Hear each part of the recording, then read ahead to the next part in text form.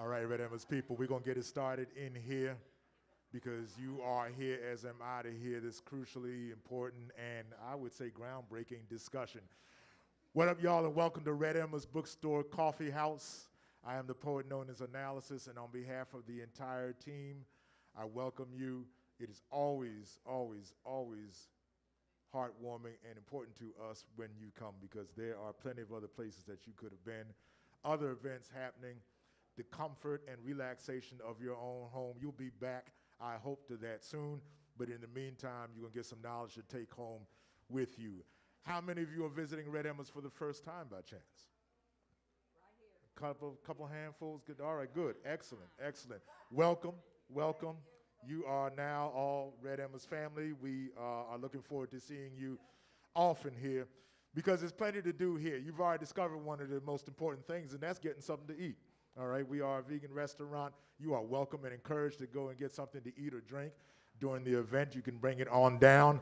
The other very, very cool thing, one of the other cool things is that we are an independent bookstore, an unapologetically radical left independent bookstore. On the other side of the book portal, as I call it, are 12,000 volumes calling your name. You owe it to yourself to come and spend some time on these 2 floors of books. The bookstore will be open for a time after the event, so you will have an opportunity to do so. We are, as you know, by virtue of being here or by virtue of listening in on the medias and event space, and there are plenty of good things coming up. I will tell you about them in a second.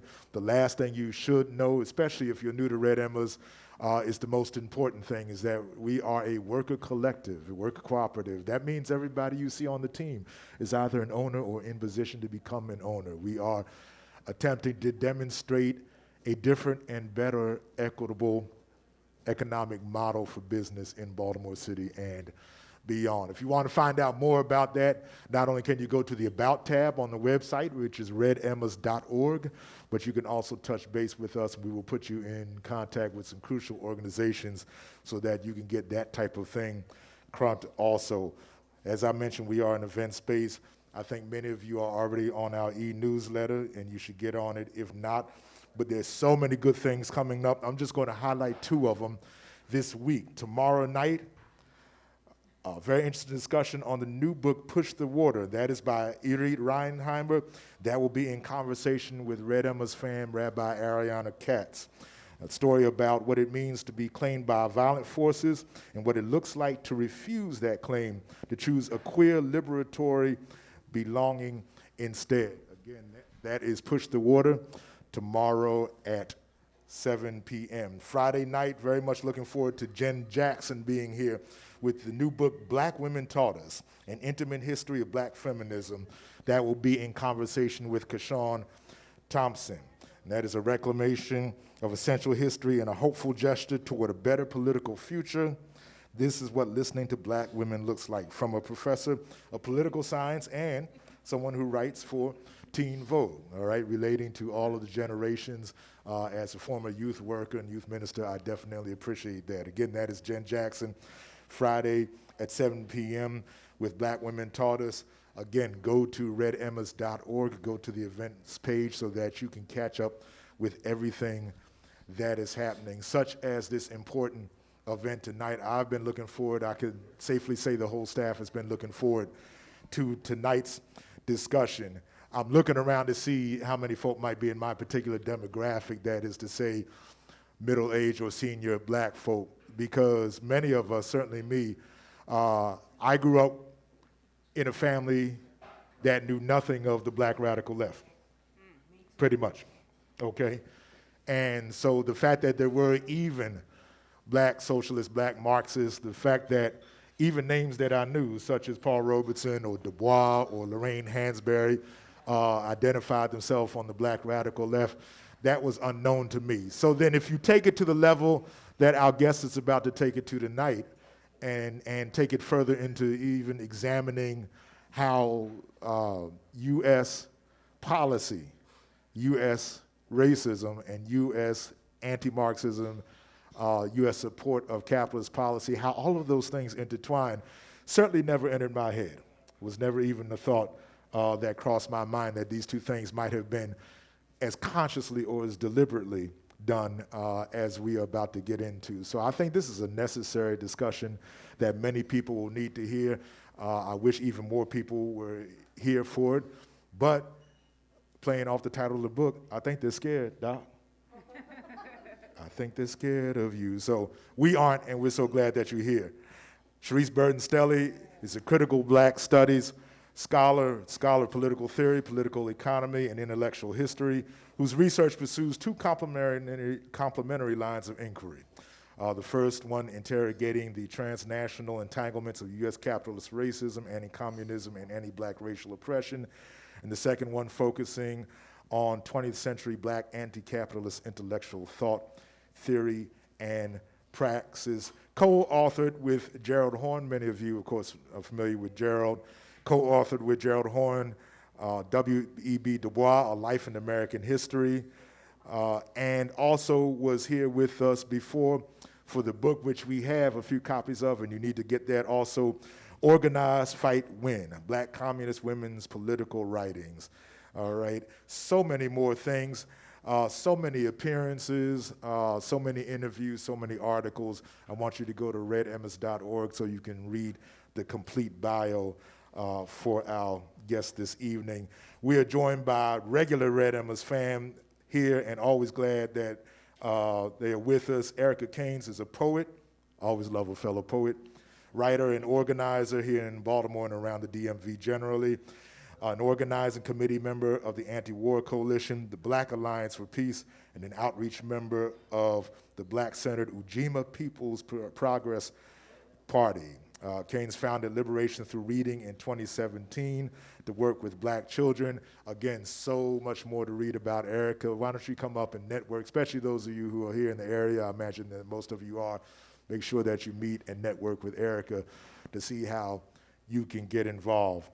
This is crucial, so we're going to get into it. The book is Black Scare, Red Scare, Theorizing Capitalist Racism in the United States. I need y'all to make some real roof-raising radical Red Emma's noise for Charisse Burden-Stelly.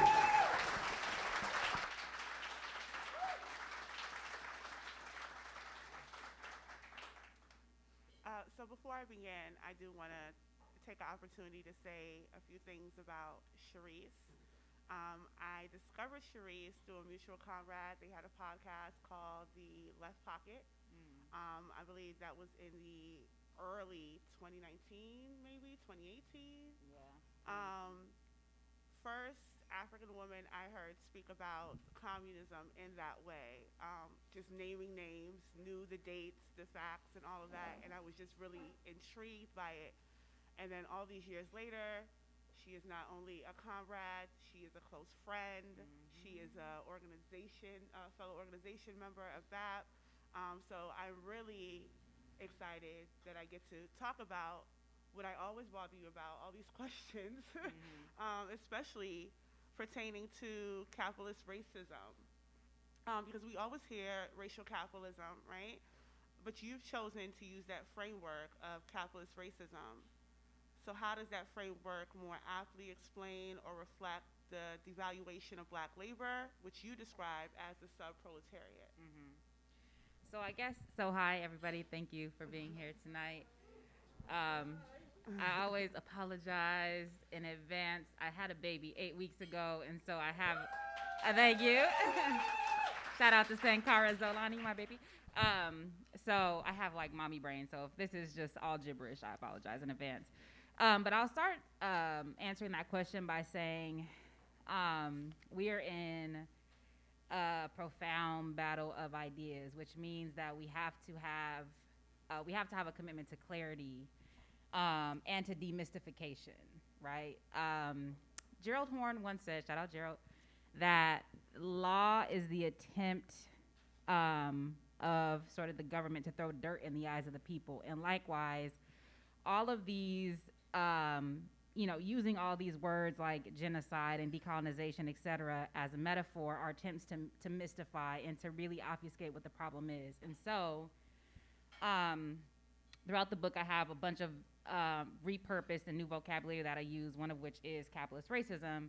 And the reason why I use that instead of racial capitalism is because most people know that Cedric Robinson popularized the term. It's important to note that there actually was a cadre of South African scholars, Neville, Bernard Magubani, et cetera, who actually innovated the term racial capitalism in the South African context. But anyway, Cedric Robinson popularized it for our context. But part of what he argues about racial capitalism, first of all, he offers a political philosophy of what that is. And secondly, he argues that there's really no break from feudalism to capitalism with regard to what he calls racialism. And for him, racialism includes sort of ethno-national differentiation, labor exploitation, and proto forms of racism. I don't share that perspective. I think that there are forms of racism and racialization that belong to the capitalist formation proper. And that even though there are forms of differentiation in the feudal state, the feudal political economy, there are ways that racialization, specifically anti-Black racial oppression, belong specifically to the capitalist mode of production, hence capitalist racism. And because I didn't want to have to go through, being an academic, you have to do all of these trite and sort of inane things, like go through these debates about why racial capitalism or not, and so I didn't want to have to wage that debate, so I just came up with the term that obviously harkens to racial capitalism, but is meant to explain what's happening in the capitalist mode of production. The term subproletariat is actually, it's a classical Marxist term, but it means something different than the way I use it. I use it to describe how Black people are oriented as a class, that Black people belong, Du Bois says Black people belong to the proletariat insofar as we are a race of workers, but because of histories of racism and entrenched oppression, we also are something different. And so I call that the subproletariat, that Black people are sort of below the proletariat proper in terms of things like last hired, first fired, subjected to super exploitation, expropriation, extraction, et cetera. And to have no recourse to law to remedy those effects. And so I call this the subproletariat. And again, it's a way to think, it helps us to think about the question of why has interracial class solidarity been so difficult in this country? And part of it is because there's specific specifications that belong to Black people as workers that aren't fully addressed if we center white workers. But if we understand Black people as a subproletariat, as a sort of different class of workers per se, even as they are part of the proletariat, then it helps us to think about what are the forms of not only exploitation, but oppression, domination, and violence that accrue around racialized workers. So that is what capitalist racism and the subproletariat is meant to elucidate. But then too, it also reminds us as Black people that class matters. For some reason, we think that race explains everything and that we are not a class people. We are. There's intraracial class dynamics, and we have a particular relationship to the capitalist mode of production, so it's incumbent upon us to think about class and engage class and to engage our relationship to capitalism and stop thinking that things like Black banks or Black capitalism or the celebrity class is going to save us, that we are workers and that we have to understand ourselves as such if we actually are going to be serious about liberation. So you mentioned the sort of different levels of oppression. I know that African women like Claudia Jones, Louise Thompson Patterson, and you've done on Organized Fight When you've written about them, but they've done a lot of work developing a framework of triple oppression, which is exploited on the basis of gender, class, and race. So is subproletariat an extension or a departure from triple oppression? So I would say that Black women who are triply oppressed are part of the subproletariat, but not everybody in the subproletariat is triply oppressed. So it's sort of, both are ways to understand different forms of super exploitation and oppression, but triple oppression is specifically it specifically applies to Black women workers. Now, it can be sort of taken up analogically or extrapolated to apply to other groups if you analyze what their material conditions are. But yes, triple oppression is for women who, for example, have been structurally barred from particular industries, who have primarily worked as domestic workers, both in the North and South or in the service sector, who, even when they did enter particular forms of industry during World War II, were then summarily dismissed shortly after the war and pushed back into white women's homes. They are, so in Organized Fight When, there's an article about the Bronx slave market and the ways that triple oppression operates there, where women were forced to sell their labor for very cheaply, almost nothing. And this has to do with the fact that not only that they're women, but also that they're Black, and also that they're extremely poor. And so all three of so that when we're thinking about Black women and the role that we play in movement and in revolutionary struggle, we have to triangulate it in that way. So there are a plethora of frameworks and analyses that attempt to speak to the condition of African people and their place in the world. I'm not fond of all of them. Say more. But you've added structural location of Blackness to that list of frameworks. So in this battle of ideas that you spoke of, why is an analysis of the structural location of Blackness necessary? Yeah, so again, this has to do with how can we be as clear as possible about where we are and what our conditions are. And so let me put it like this. So there has been a reintroduction of this term caste to describe Black people. And if you want to know why I hate this term and think it's completely inaccurate, I wrote a piece for the Boston Review called "Caste Does Not Explain Race." And it's coming back even more now because they made a movie out of that book that I hate.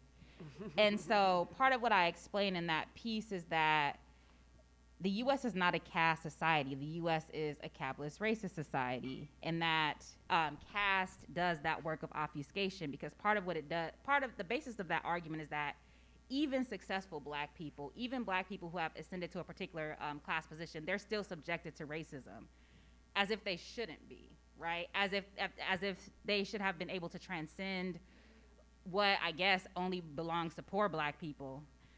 And that, to them, that is the proof that caste still exists. I think that what structural location of Blackness does is convey that caste doesn't fully explain our condition, nor does race, nor does class. And so structural location is an attempt to talk about a material condition, but also the ideological narrations that legitimate that position, but then that also have material consequences. And so, and it's a way to highlight that I understand Blackness to be a particular relationship to the capitalist mode of production, that I understand to be racialization is constitutive of capitalism. It's not happenstance, it's not epiphenomenal, it is constitutive as such. And so structural location is an attempt to contend with that reality.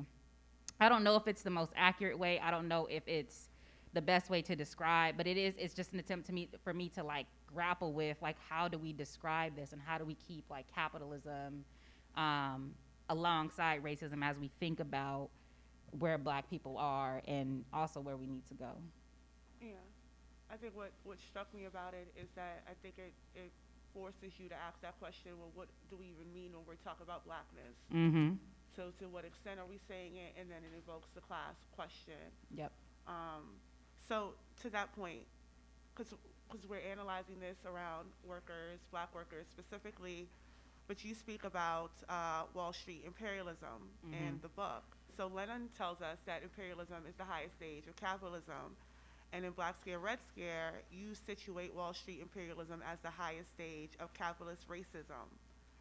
So how has Wall Street imperialism as an internal logic of U.S. capitalist racist society, how has that helped us, or how does that help us understand domestic and global imperialism as counterparts?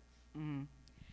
So what I'll say, so the reason why Wall Street imperialism is important, number one, is the way that I describe it is it's not just an international relationship, it's a domestic relationship. And so part of what I talk about in the book is that imperialism structures the relationship between the U.S. North and the U.S. South, for example, that northern corporations own huge tracts of land in the South. Northern utilities really dictate and determine policy and practice, including political practice in the South, up to and including the fact that northern agricultural workers called northern investment in the South foreign investment, right? that it was considered to be, so it is an imperial relationship. And that is important because whereas sometimes things like indigenous genocide and domestic land grabs are considered to be a sort of prehistory or precondition to imperialism, that's imperialism as such. And the Constitution is an imperial document. And so part of what Wall Street imperialism does is it describes the ways that domestic processes of genocide and of expropriation not only created the conditions for example, the U.S. colonization of the Philippines and Cuba and Puerto Rico, but that likewise the policies that were implemented abroad then redounded back to the United States, redounded back here. And that many of the people, for example, who fought in the Civil War went on to fight in like the Spanish-American War, and they went on to wage battles in the Philippines and et cetera. And so these forms of racialization and extraction and expropriation are mutually constitutive, and imperialism is like the fulcrum through which that is played out. And so, and again, sometimes it's kind of like Pan-Africanism. There's a way that people think like Pan-Africanism is like passé, like it's like old school. Now we off that, right? And it's the same thing with imperialism. That you know the U.S. is not an imperial country, or that. Shout out to Z, or that the U.S. is not an imperial country. And so again, part of what centering Wall Street imperialism does is that like we absolutely need to contend with this, and this is how we understand the relationships of African people in the United States to not only African people on the continent, but also oppressed people throughout the world, up to and including Palestine, right? There's lots to say about that, but anyway, so that is the work that sort of Wall Street imperialism is doing. Yeah. So you just mentioned like the South being seen as like foreign, right?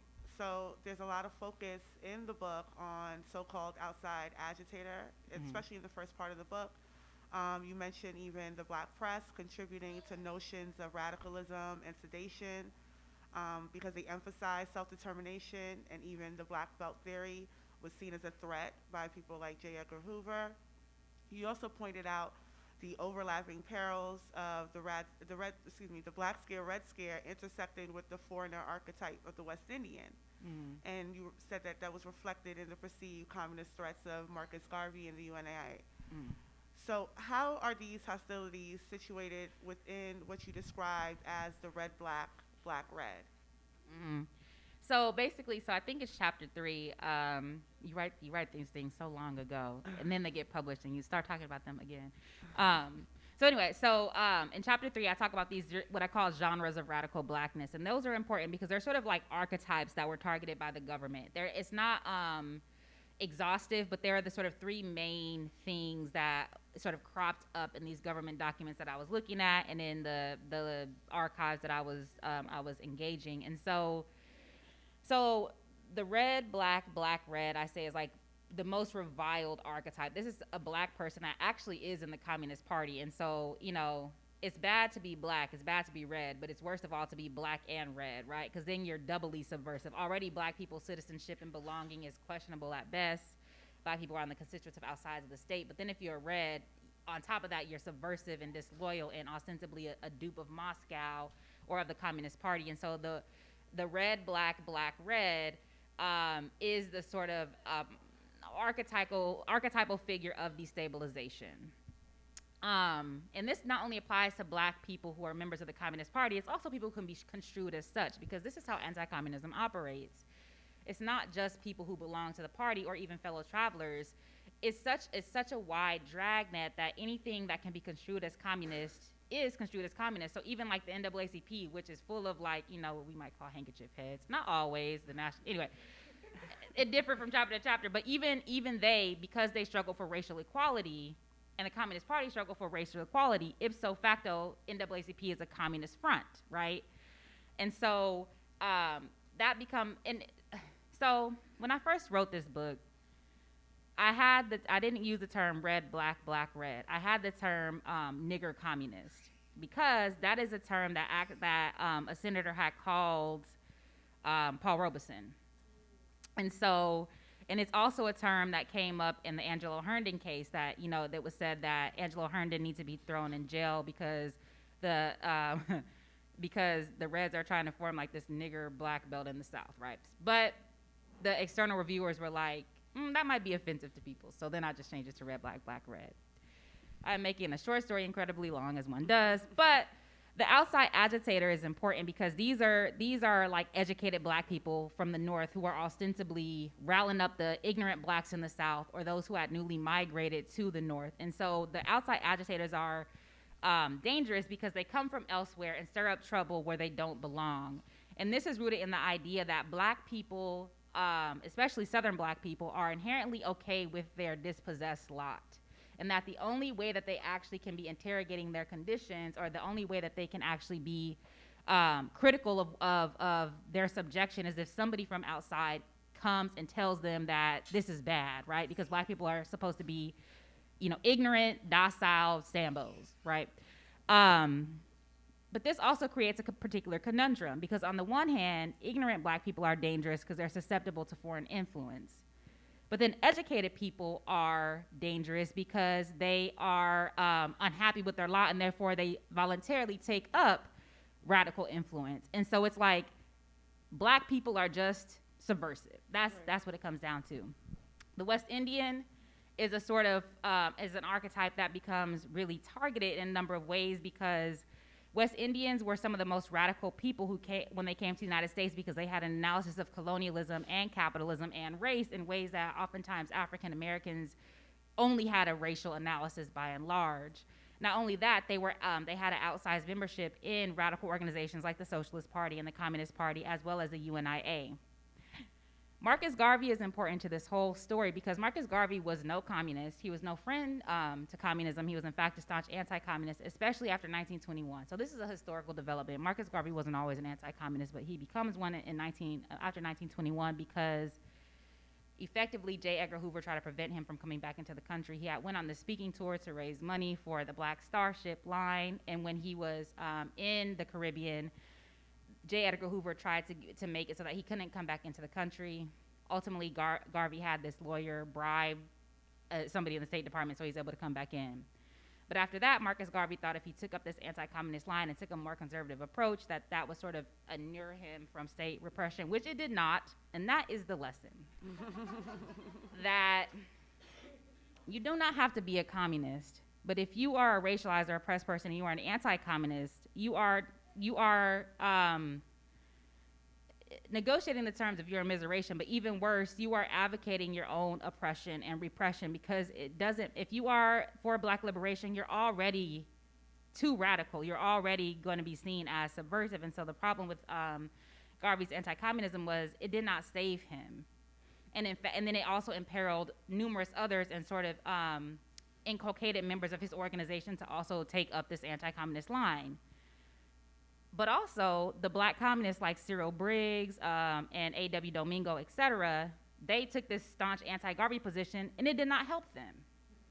They still were targeted by the government. And so we have to understand these struggles together, in that if we are anti-radical on the one hand, but also as our friends on the left, as Joe Horn would say, if we take up a sort of position that any acknowledgement of race or settler colonialism, et cetera, is simply identity politics, we are deeply unserious. Mm-hmm. And it is not going to get us where we need to go. So just staying on Garvey a bit, because you theorize anti-communism as a mode of governance, combining public authority and societal self-regulation to diffuse throughout society, penalty for and the marginalization, neutralization, and criminalization of ideas and beliefs that challenge the U.S. capitalist racist society. So I just want to run off this list really quickly because it is a long list. But throughout the years, we have seen in 1922, Marcus Garvey was charged with securities fraud. So they used that as a means to undermine Garvey. In 1960, Martin Luther King was charged with tax fraud. So they used that as a means to undermine King. In 1972, David Hillard of the Black Panthers was also charged with fraud and tax fraud, money laundering. So we see that they've been using tax fraud and investigations as a means to target black liberation movements, movements that call for self-determination, the end of capitalism, etc. And then we're also seeing recently what happened with the Bill 63 in Georgia that criminalizes cash bail. This, of course, follows the persecution of the Atlanta Defense Fund last year. Should this all be understood in the context of the Black Scare, Red Scare codification? I mean, I think yes, but also I think that anti-communism as a mode of governance also sort of reveals what is happening. And so what that means is that anti-communism is not just these short blips in the matrix, if you will, like from 1919 to 1920 or 1951 to 1954, but it's actually, so anti-radicalism broadly and then anti-communism as one enunciation is the way that the United States governs, basically.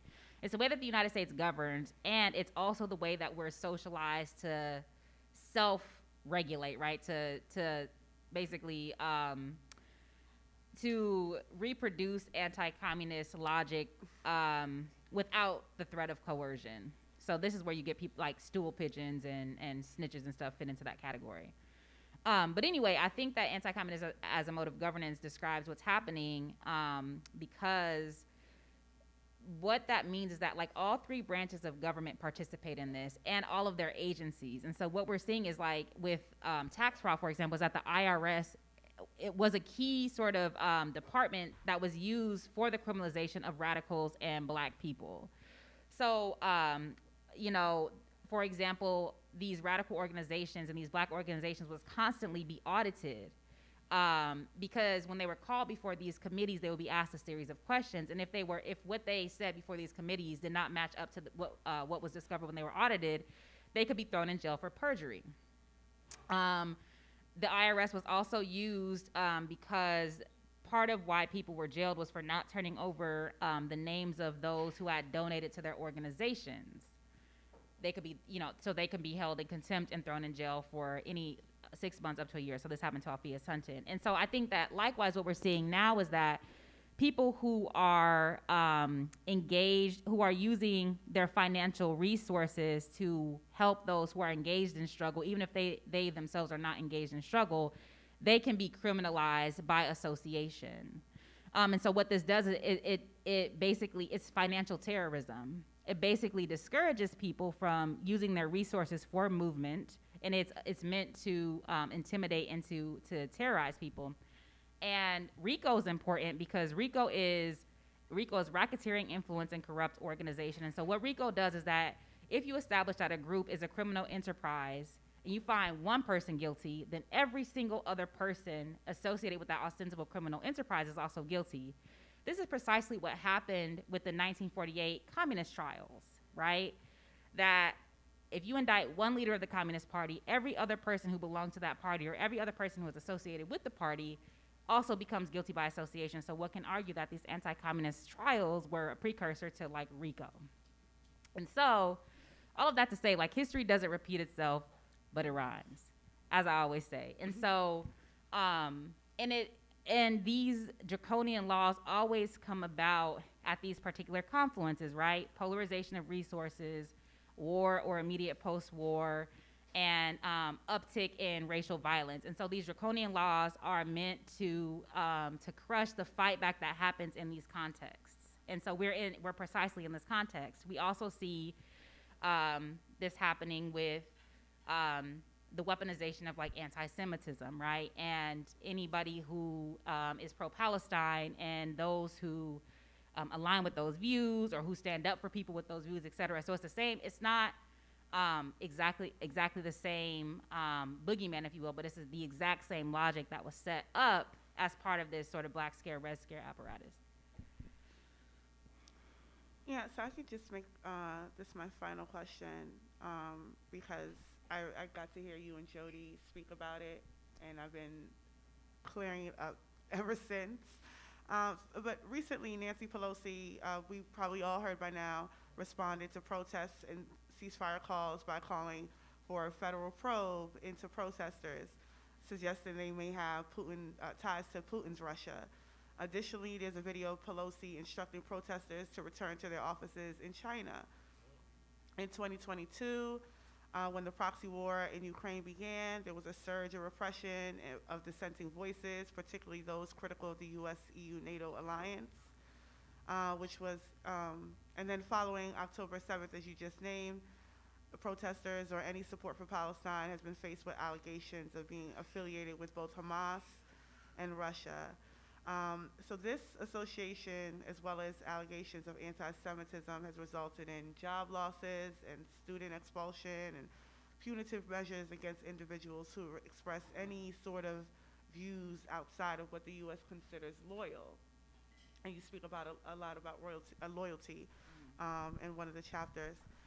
But as we're watching this unfold, especially with the Uhuru movement, the Uhuru 3, and what's unfolding with them, they're on trial right now being accused of being associated or tied to Russia. But as we're seeing all these things unfold, in this battle of ideas, why is it so crucial to differentiate McCarthyism from the Red Scare? Yeah, so this is okay. Me and Jody had this debate because there is, a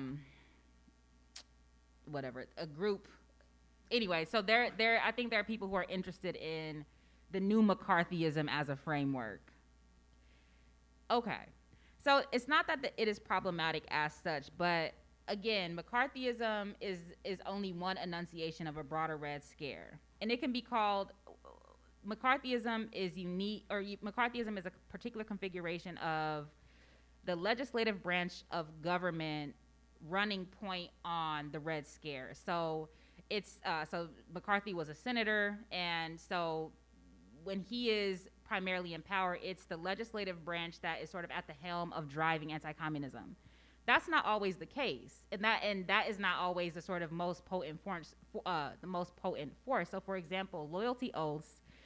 Well, they first came about in 1939, but then under Harry S. Truman in 1947, this is when members of the federal government are required to sign loyalty oaths. So this moment can also be described as like Trumanism, this 1947 moment. In 1939, because of the so-called Stalin-Hitler Pact, there was passed a few pieces of legislation, not least the 1940 Smith Act. But that was another moment when really it was the executive branch and the legislative branch were together in sort of driving this anti-communism and firing a bunch of people for being ostensibly disloyal or being sort of puppets of the Soviet Union. There's the Fish Committee that comes about in the 1930s. That specifically sort of it is convened in the South, and the Fish Committee is investigating the spread of communism in the South. And so anyway, I'm running down all of these things because there's dynamics that are happening now that can belong to any of these moments, right? And so to only harken in on McCarthyism, which is a specific iteration of the Red Scare, can actually distort more than it illuminates. Part of what I also write about is that one of these very early sort of political trials was against the industrial workers of the world, and this was as a result of the Espionage Act, and over 100 people were indicted and thrown in jail. And so this moment is very reminiscent of that 1917 moment. And so the upshot of all of this is that when we use historical analogies can be intellectually and politically lazy, and they become shorthands that actually don't describe very much. And so the question is, what is it about this moment that's McCarthy-like, and what are you actually saying? Because there's not just one senator or one person in particular that's driving this repression. So it's not just Trump, it's not just Marco Rubio, it's not just Ted Cruz, right? And a lot of this is actually media driven. And so the reason why I push back against the new McCarthyism is because nobody actually explains what they mean by that.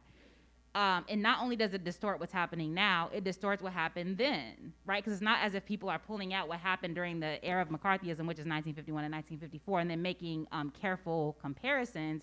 They're just saying, this is the new McCarthyism. Whereas if we talk about Red Scare, that is, as I attempt to demonstrate in my text, that is a ongoing thing. It's endemic in the United States, especially in the 20th century. So the moral of the story is that, again, insofar as we're in the battle of ideas, and insofar as we're in a time of the hegemony of social media, which is meant to distract and entertain as opposed to educate and illuminate, we really, really need to be clear and precise and careful with our language, especially because political education is so crucial. And when we're not clear about what we mean and we're not genuine in what our analysis is, then I don't necessarily think that we're doing any favors, because the left is already weak, right? Right.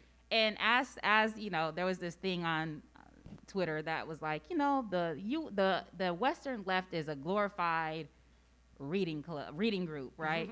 Glorified study group, which one cannot necessarily disagree with. But if that is the case, then we need to study. If that is our historical task, if that is where we are, then study. Then actually do the work, right? Actually be clear about what you mean.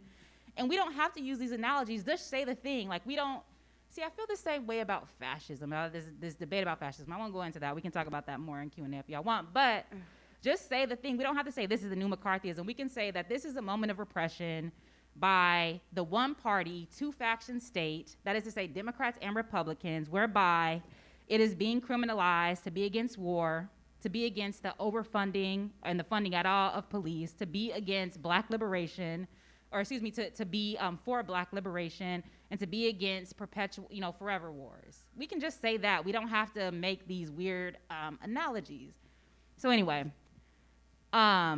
and I don't think Red Scare is an analogy. I think it's an actually existing reality. I think that's actually what's happening. And so that's why I prefer that terminology over new McCarthyism or whatever it is that people are saying as a shorthand to describe what's happening, but that actually can run the risk of describing very little. Well, that's all I have. I do want to say, I know you prefaced with, you just had Sankara, so you might be a little fuzzy, but I do want to say you're as clear as the first time I've ever heard you speak. And so you're consistent in that way, and I think that this book is a very necessary intervention in terms of how we're thinking, how we're having conversations around organizing, one, but then understanding what we're organizing for. And what's against us. So I do want to thank you not only for the book, but then for this conversation. Thank you. And now let me say, so Erica opened with a little spiel about me. And by the way, I think I was also one of the first people that you heard critique Black feminism. Yes. Okay. Yeah, don't string me up. I know there's a Black feminist conversation tomorrow. But anyway, I swear it's principle. Well, I've changed my mind since. So you kind of won me over. Yeah. But I will say that, like, so it sort of comes full circle, right? Because Erica heard me speaking, and, like, that helped her to go on a particular trajectory. But then it's come full circle because we learned so much from you. Like, people call Erica the radicalizer in chief because so many people, like, read what she writes for Hood Communist or in Black Agenda Report, or followed her on social media when she was on social media, or the hundreds of talks that she does, like, every year. And so people like Erica are really more important than me in some ways. I'm an academic, like, so I'm autodidactic in some ways, but I'm also trained, and I'm part of, like, the petty bourgeoisie, even though I try to commit class suicide, blah, blah, blah. But I think that what people like Erica and people like who are in Ujima and BAP show is that, like, regular working class people are the drivers of history. It is not the celebrity class. It is not billionaires. It is not the bourgeoisie. It's not even the petty bourgeoisie, right? Walter Rodney says academics are enemies of the people until proven otherwise. We know this. And so, so I just want to thank you because this work is not remunerated. It is not easy. You are a mom.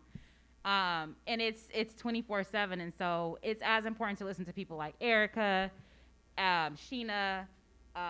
There's a bunch of people in this room. So people in all of these organizations, as it is to listen to, like, me or other academics, although I do know what I'm taling about. But just want to throw that out there. The last dope one. Yeah. The last dope intellectual. Anyway, Layla, shout out my girl Layla.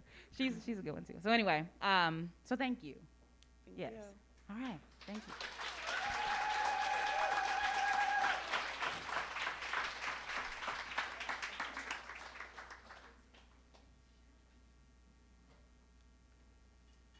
So I can't wait until the questions and comments, because there's a whole lot to unpack and a whole lot that you got me chewing on back there in the corner. We're going to come around with the microphone. If you have a question or a comment, first thing we ask is that you keep it pretty straightforward and truncated, because I'm sure there are a lot of us that want to ask or add something. So we do not have all the time in the world this evening, even though we could take hours to get into this.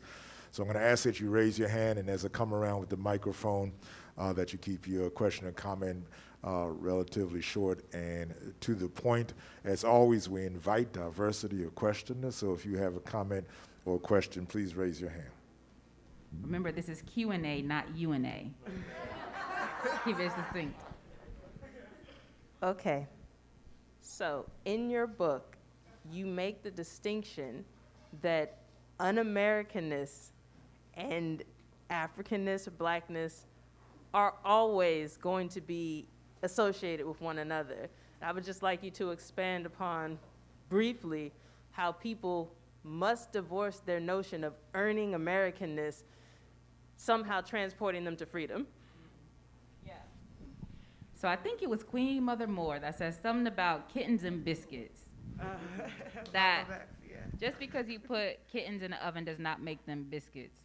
And so what that means is that we are Africans and we are in the United States, but that doesn't make us Americans, right? Malcolm X says this. And there are a lot of African Americans, and I use that term deliberately because they really believe in this American project as long as racism is resolved. But part of what I try to convey is that racism will never be resolved in the context of the US nation state, right?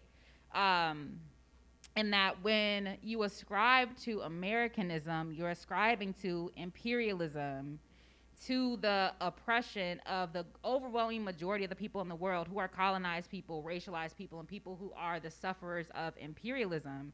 So there's no way to believe in the American project and to be a revolutionary or to even be a progressive.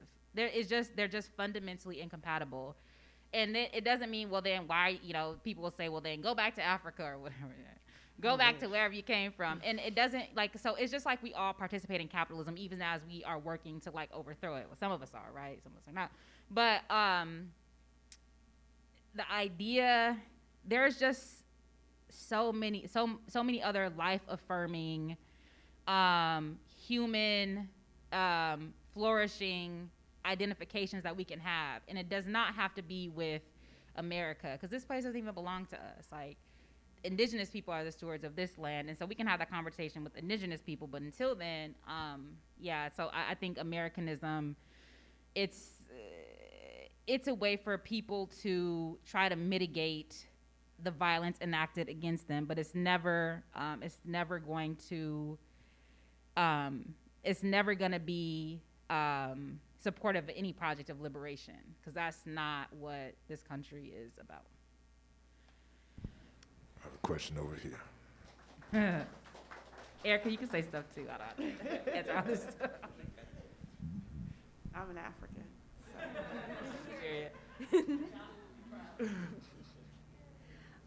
My question is actually building off of that question. I guess it's a question about tactics. Because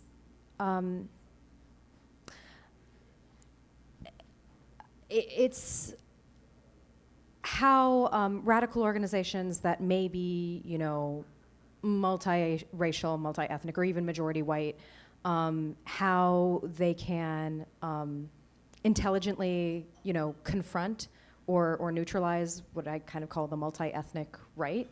I'm a member of Jewish Voice for Peace, so I'm asking, because when we articulate, for example, that Zionism is white supremacy, people will bring up, Jews of color in Israel, Sephardi, Mizrahi, Ethiopian Jews, or evangelical Zionists here in America, many of whom are not white. And so obviously we can articulate this, we can articulate the reasons why, but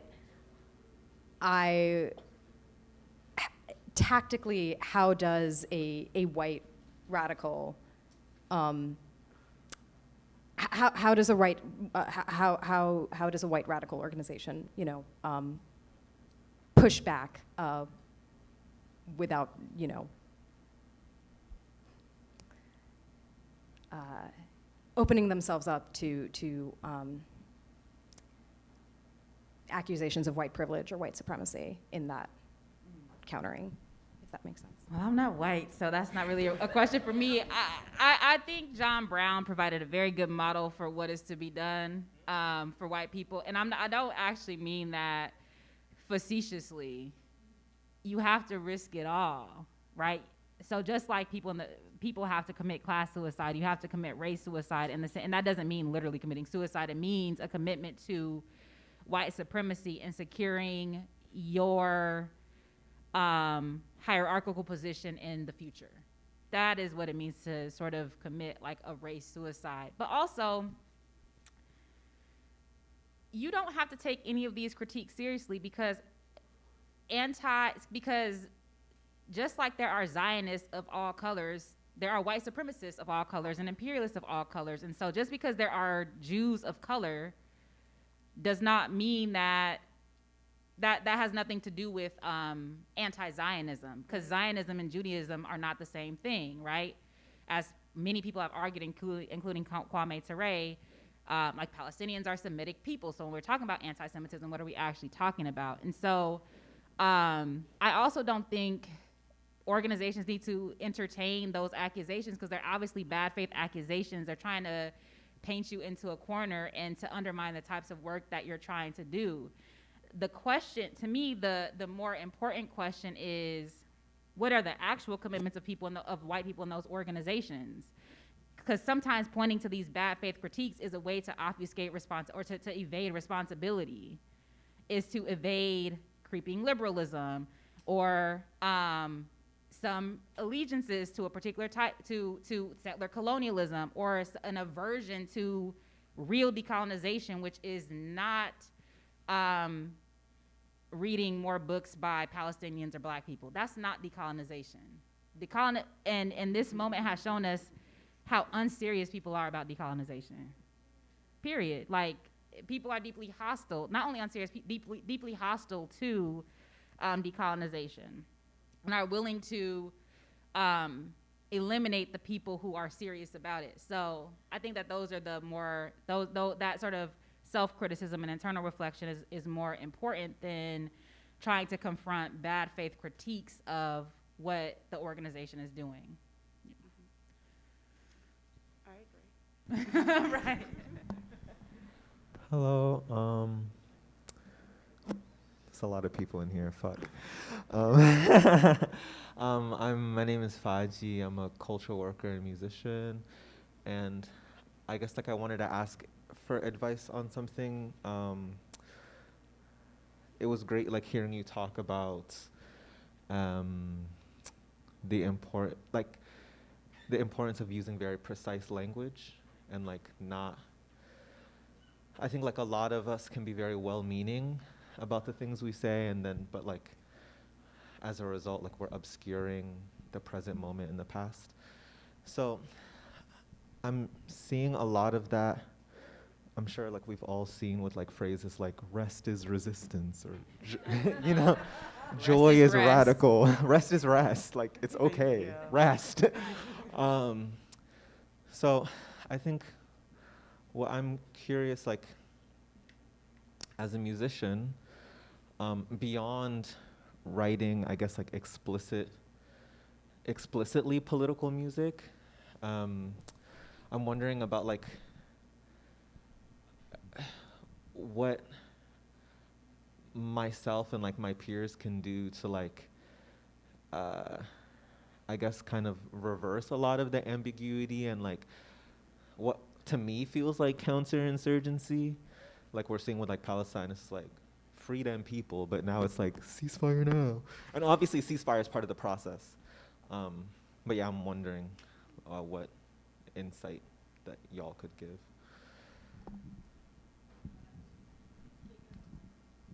Yeah, you gotta make me answer questions. You're a culture worker, so what do you do? Yeah, technically.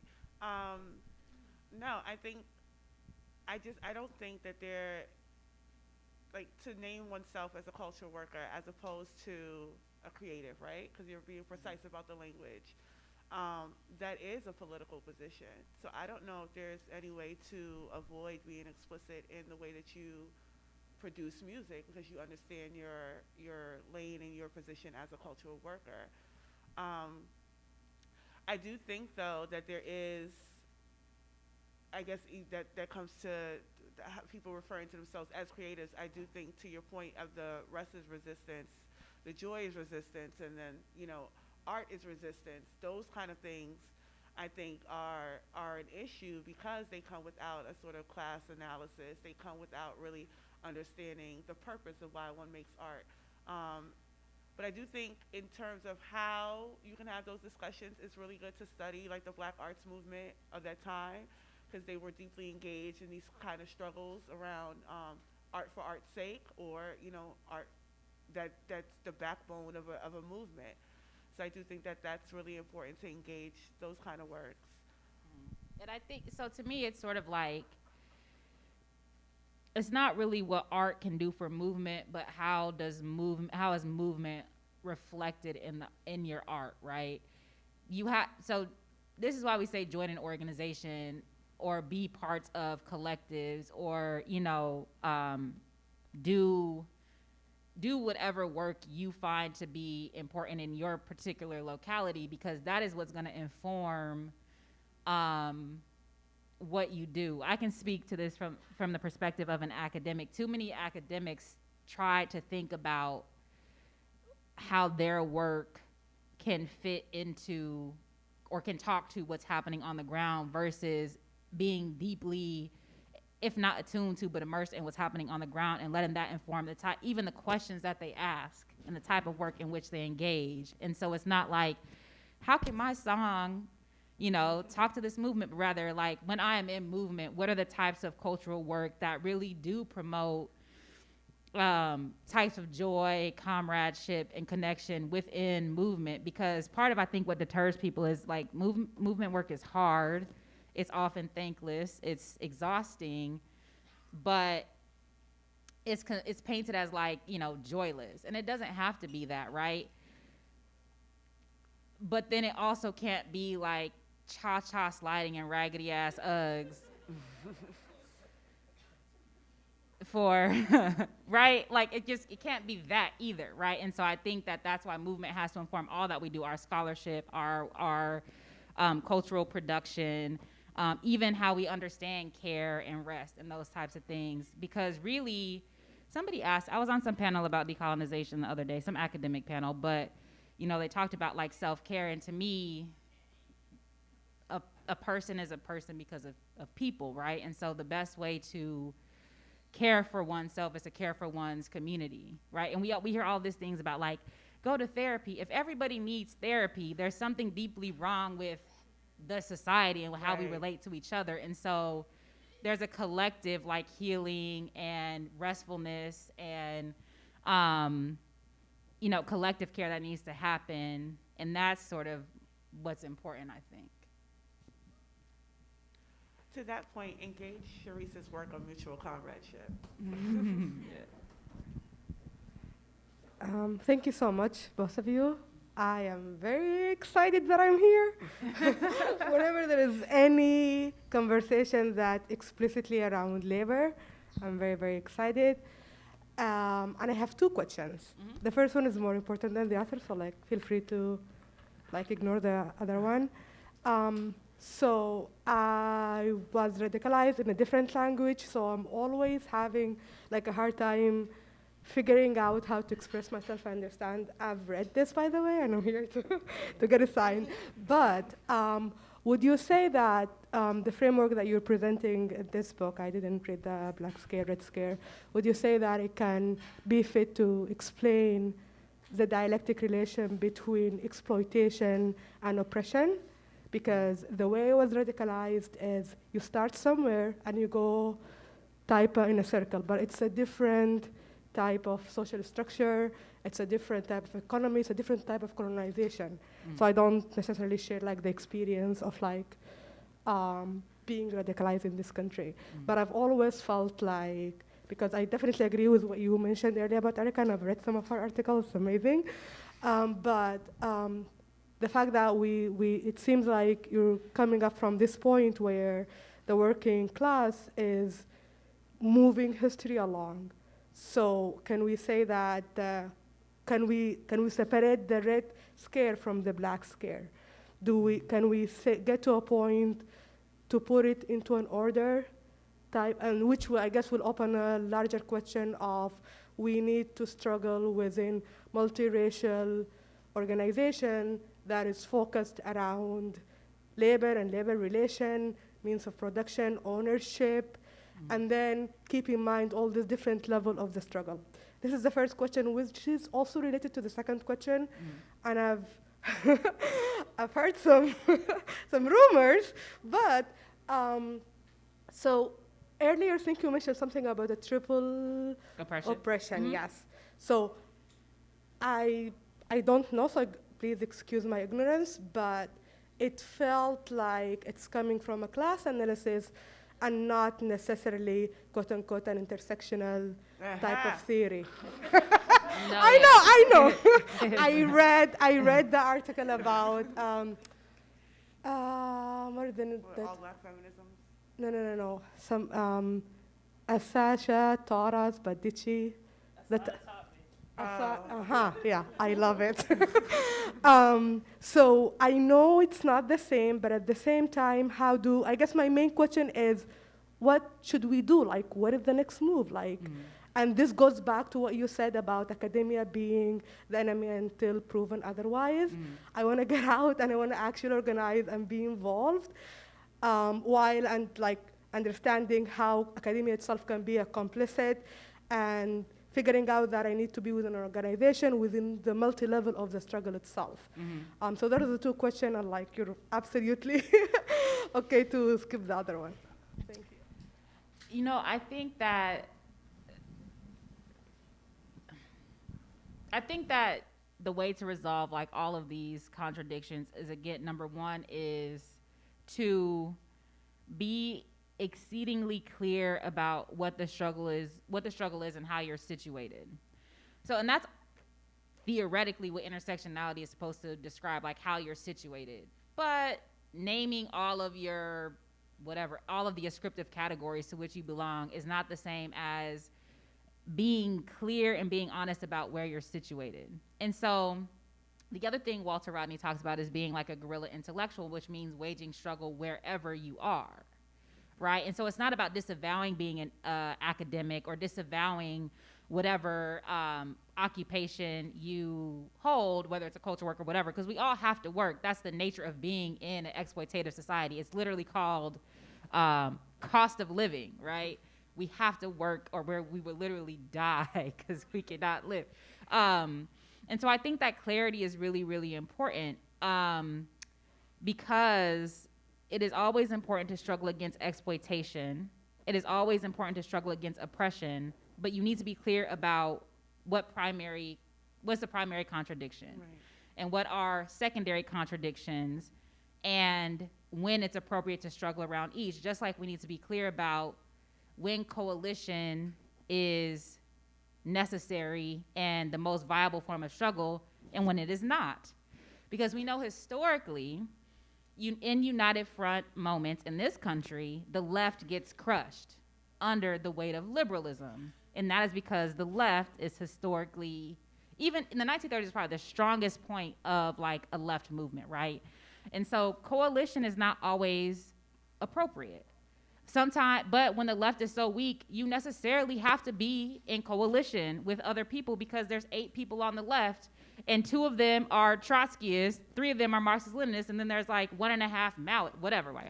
I don't know the real numbers, but you know what I mean. Those are the numbers. It's so sectarian, and so, all of that to say, I think that the question of there's no sort of universal answer in terms of what is to be done. It's really about being clear, engaging in the self-criticism, and waging struggle wherever you are. So whether you work at Amazon, whether you're an academic, whether you work at Arby's, I don't know why I always say Arby's.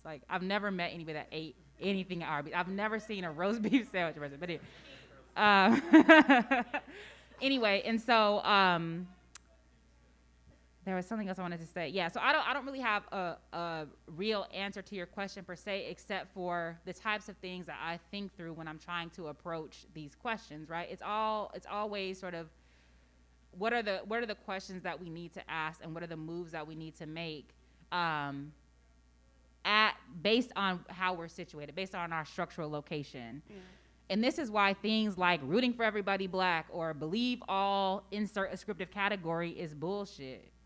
Because all people in groups do not have the same politics, are not equally committed to liberation, and some are real enemies, right? And so I think it's being clear and asking those types of questions and being in an organization with like-minded people, and then engaging in principled struggle when the contradictions do arise. Contradictions are going to arise in any organization because that's the reality of being in a capitalist, racist, patriarchal, heterosexist, et cetera, society. But engaging in principled struggle, not if you don't get your way, then you collapse the organization and go on a social media tirade, but principled struggle, because you're trying to build a mass base, right? And so those are errant thoughts in response to your question. So yeah, which were really, really great questions. And I would just say in terms of like organizing outside, I know John Rocco always says like organizing in the global south is far more sophisticated because those contradictions have been addressed, have been struggled through, and I think the left, even to your point, is just not, in the US, it's just not at that position yet, especially to try to really work through what would be a multiracial organizing that could strengthen, right? Because I think a lot of what you talked about, the Black Scare, Red Scare, is how that collapse came to be with the subproletariat and not really recognizing that sort of structural location of a particular worker, and the United Fronts all collapsed and fell apart. But I don't think that that's the same conditions that we see in the global south because, well, one, irrespective to the Wall Street imperialism, I do think that there's a clarity in understanding the primary contradiction that we just don't have here yet. Everybody thinks they're middle class. Literally, that is one of the more telling forms of obfuscation in this society. Everybody thinks they're middle class. Like, you are living paycheck to paycheck. You have no money. You got a payday loan last Tuesday, but you're middle class, which is crazy. Like, there's so much. We are the most highly propagandized people in the world. And so just to throw the left a bone, I've been kind of dragging the left a little bit, including myself. I'm on it, right, theoretically. And so it's a miracle that we've accomplished anything with how right-wing and how repressive this country is. So keep it up. Keep trying, I guess.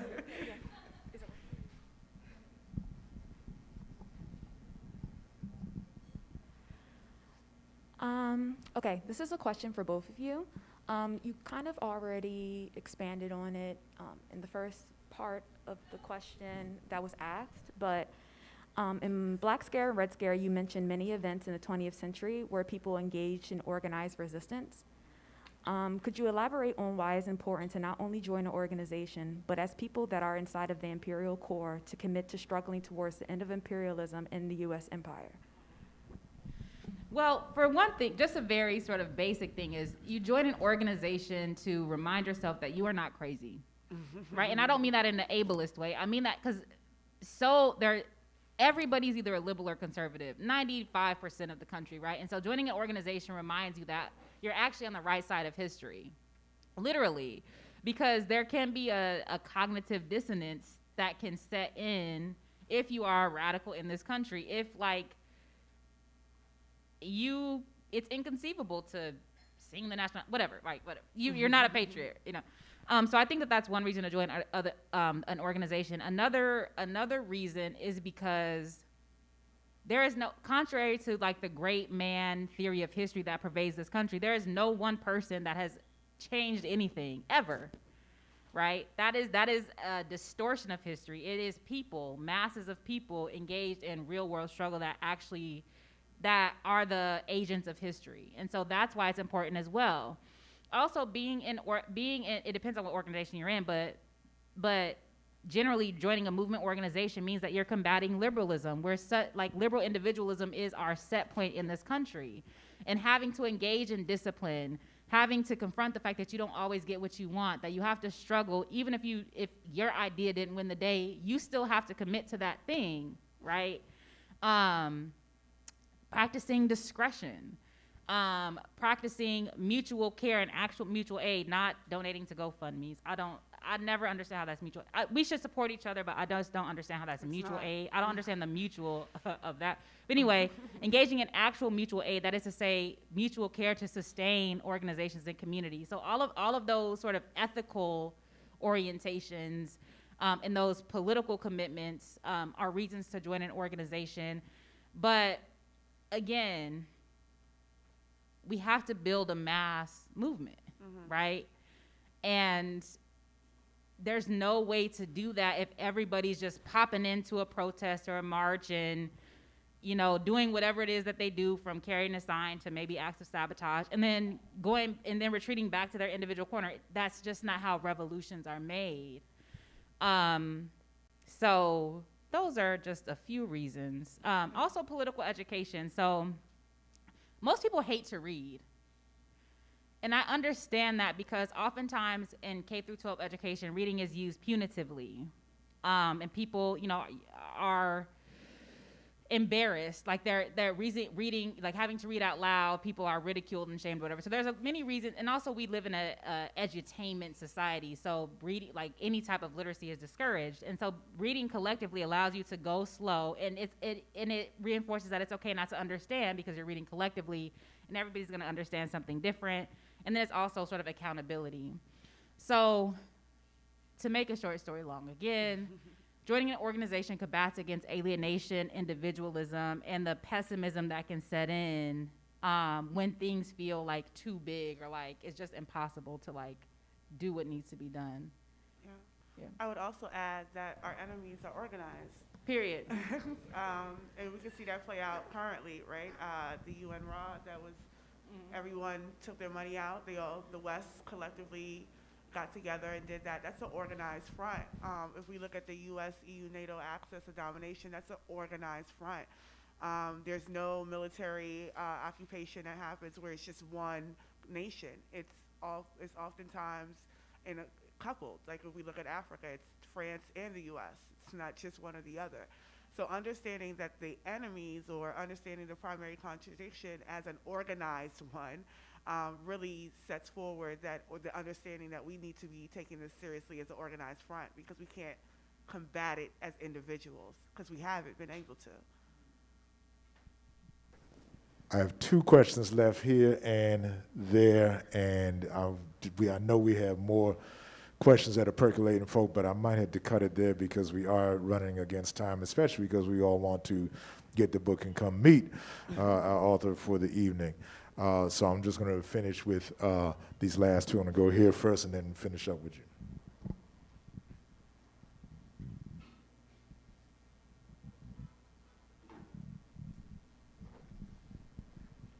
Hi, thank you for hosting this lovely event. So my question is shifting a little bit away from wages and looking at policies. In the space that I'm working in is looking at health insurance and trying to use research to inform better policies. But for example, health insurance companies, there's no one working, I mean, I guess there are people working at the insurance companies, but nobody who would have a vested interest in like making a union even within that organization to change how the system of the insurance companies themselves work.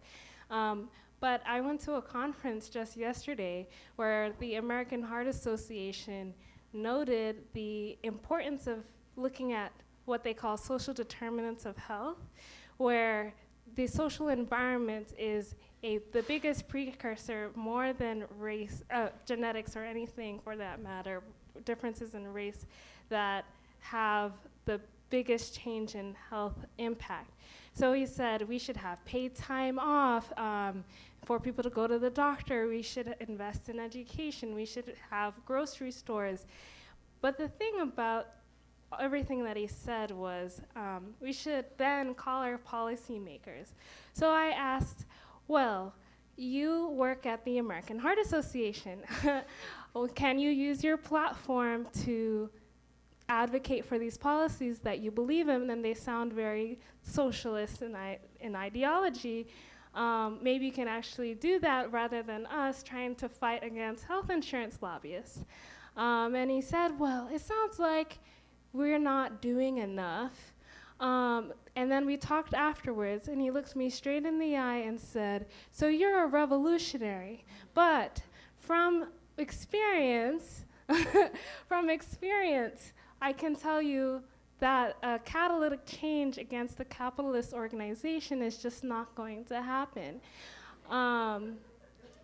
So I'm a little bit, because of course we should unionize, and I'm trying parts of orgs that are unionizing, but then there's also inherent policies, inherent systems with policies that are harder to take down, that don't have enough people within that system to really get to it. So what would you say about that?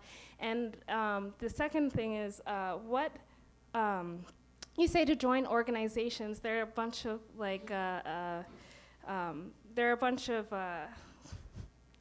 I forgot, anyways, a bunch of places you can donate to, but they aren't invested in getting rid of the issue because them as an organization would not continue. So like Feeding America, yada yada. So what kind of organizations do you recommend joining? Movement and revolutionary organizations, period. And so I think that what you laid out is not really a question, but a contradiction. It's called an irresolvable contradiction. It's called an aporia. It's an irresolvable contradiction, but these are just the wrong questions, right? I do think that we need more humane policies because our people deserve to live dignified lives. But living those dignified lives is a means for further struggle and to collapse the system. But too often the means become the end. And so these nonprofits, these NGOs, these whatever social justice organizations, they're not gonna save us, period. They can stop the bleeding to a certain degree, but that's not their function. Their function is to reproduce the system. And so I really don't have an answer for it. It's just, if it is that people in any of those organizations are not anti-imperialist, it really doesn't matter what they do, because they're never gonna be invested in human flourishing and for real care for the majority, period. No matter what they say. And they're really, really skilled at beautifully worded bullshit. Academics are good at it, NGOs are good at it, these companies are good at it. That is what they do to sustain the status quo. That's what we call legitimating architecture, right? I write about that in the book. And so we don't have an answer for that, right? Yeah, I don't know, what about you? No, I don't. I mean, I agree that it's an irresolvable contradiction, but I also, I have my thoughts on nonprofits. I think that they have captured workers completely, especially with the competitive wages, and there's so many limitations to it. There is no space for radicalism, and that causes people who have that sort of politic to lose their job. They're not safe. There's no unionizing within nonprofits, so they could easily lose their jobs. But then, because of those competitive wages, people are finding themselves back looking for nonprofit jobs, because they're kind of stuck in that. So I have my, I always say, listen to Hiram Rivera, his thoughts and opinions on nonprofits as someone who works and has worked there and also organizes. Because I do think that there has to be, for the sake of one's livelihood, there has to be some understanding of the limitations, because I do think, and that's also how people enter in organizations with a sort of NGO mindset or nonprofit mindset, because they're the most radical in that space, but that doesn't make them, they're radical liberals at the end of the day, because they have not had that sort of political education that organizations can bring, And then that causes this sort of discord and conflict within organizations because there's a misunderstanding about how revolutionary organizations function and how NGOs, nonprofits function as organizations. And that this the last thing, the best thing you could do is be abundantly clear about what's possible. No revolution is going to come from NGOs, nonprofits, or academia, none of these institutions, period. The best you can do is make revolutionary moves, right? And again, and that's why we talk about ethics, epistemology, and politics, but like you can engage ethically in those spaces to do what you can do, but it's a fool's errand. The man was right. When he looked you in your eye and he said what he said, he's correct. And I think that he's somebody you should trust more than anybody that's saying anything else about changing the society with whatever piecemeal policies they're offering up. At least he was honest about it. You know? Last quick question. Hello, my name is Keelan Kimbrough from New Generation Scholars, Young Artist Archival Fellowship Program. And my question is based on the premise of engaging with like the concept of outside agitators and the need for outside agitators, but engaging with the question of how to connect the super exploitation of the working class to political education and revolutionary struggle. So like, I just feel like the working class understands the super exploitation, not from a technical standpoint or from a ideological standpoint, but from a general means, like understanding that we are underpaid, we are overworked, our houses, we shouldn't pay what we pay for our housing, and everything is too expensive. But just expanding on that point. Yeah, right? That's all I think that funneling that sort of intrinsic understanding, that's a good start, but you need ideological clarity. You need to have an ideology, because you can realize that you're poor and oppressed and you got roaches and the police are beating your ass and you live in a food desert. You can realize all that, but then if without ideology, you can think that the solution is to start a black business and then buy your mama a house and get out of the ghetto. Right. That's a particular ideology.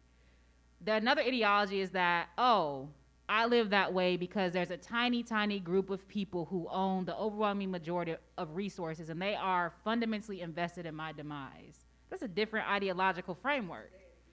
And so I think that the work of organization, the work of movement is to turn that intrinsic understanding, that sort of organic intellectualism, into revolutionary struggle that's sustainable. I think also to that question, we struggled around that recently in our internal groundings about whether or not Africans or black people can come into consciousness effectively on their own. And to your point, there's no way that one can live in a condition and not be aware that they're living in that condition. But effectively coming into consciousness, I don't think could be done as an individual, because it does take that sort of collective understanding, the collective struggle, and then the collective study to really pinpoint, okay, so this is why it's happening. Like, it's happening to me, I know it's happening to me, but this is why it's happening. And I think that's what organizations help with, like help bring you through, because of the collective study process. And what is to be done about it, right? Right. It's not to start a black business. Well, whatever. Like, that's not the gonna end fit. of the world. Anyway, yeah. Get you some oil. We could go on, we should go on in some capacity, continue and discuss, theorize, and put that theory into action, into some kind of praxis. There are a few things I want to remind you about before we give up a final round of applause.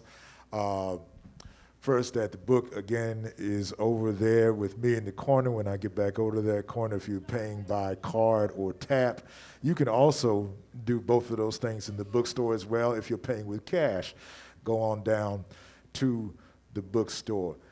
We have things available in the cold case. I do believe that a hot stove is finished for the night, but we do have some things for you in the cold case, so you're welcome to get any of those, I want to remind you again to go to redemmers.org so you can see all of the events coming up. Hopefully, I'll see you tomorrow night or Friday night for events coming up. Things in the Baltimore Free School Classroom right down those stairs. Also, this week and in the coming weeks, you can see all of that at the website. Also, we have mentioned and touched on Palestine briefly this evening. If you have not yet gone to Nomu Nomu Gallery down on the 700 block of North Howard Street, I want you to get there. I finally had a chance yesterday to see the posters for Palestine exhibition. Some of you remember that we had a lot of things here in the cafe, and those have been taken down to Nomu Nomu Gallery, and you need to see all of the artwork that has been done in recent months on both walls of the gallery.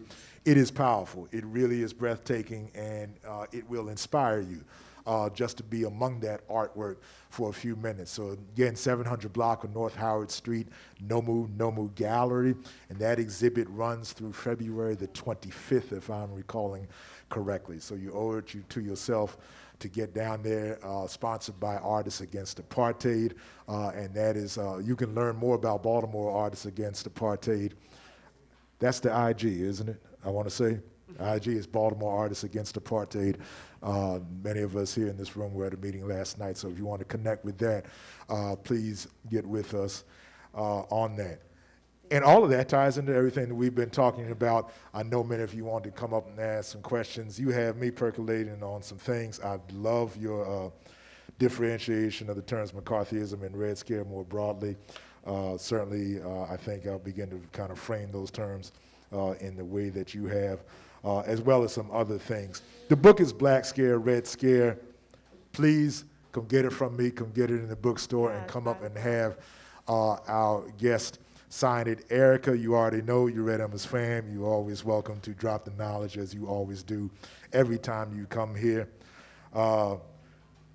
CBS, as I call you, as I talk about friends, are like, you got to follow this sister. Every tweet she drops is like dope, you know. And so hopefully, if they see this video, they will believe me when I tell them they need to pay attention to the very challenging things that you are saying.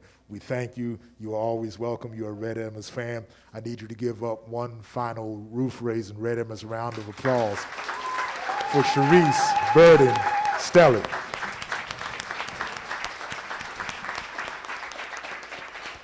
We're going to ask that you come around this way, all right, as you come to greet our speakers and to get the book signed in an orderly fashion. And we're going to ask that as you move about the space that you remain masked, unless, of course, you're eating or drinking, but many of us, we do want to stay safe. So you just come around here to meet our speakers.